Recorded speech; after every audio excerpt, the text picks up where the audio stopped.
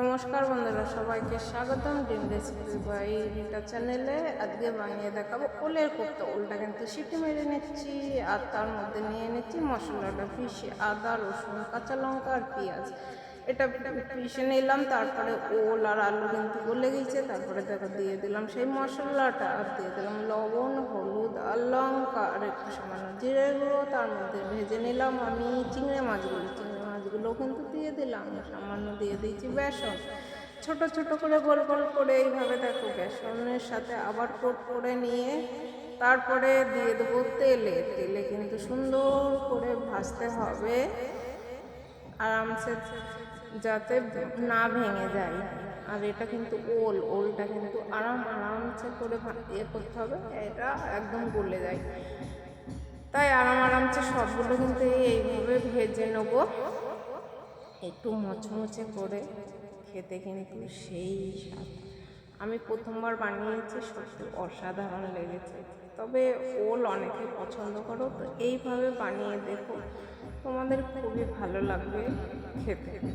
আর এর মধ্যে চিংড়ি মাছ দেওয়া আছে, চিংড়ি মাছ দিলে তো আরও দারুণ স্বাদ লাগে। তোমরা মাছটা না দিলেও পারো, এমনিতেও নিরামিষ বানাতে পারো।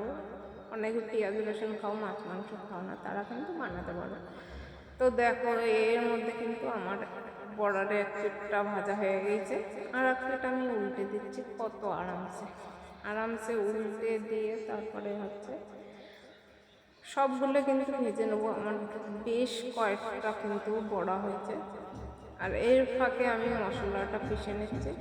2টো টমেটো পিষে নিয়েছি আর নিয়ে নিচ্ছি আদা রসুন কাঁচা লঙ্কা আর পেঁয়াজ, এগুলো পিষে নিয়েছি।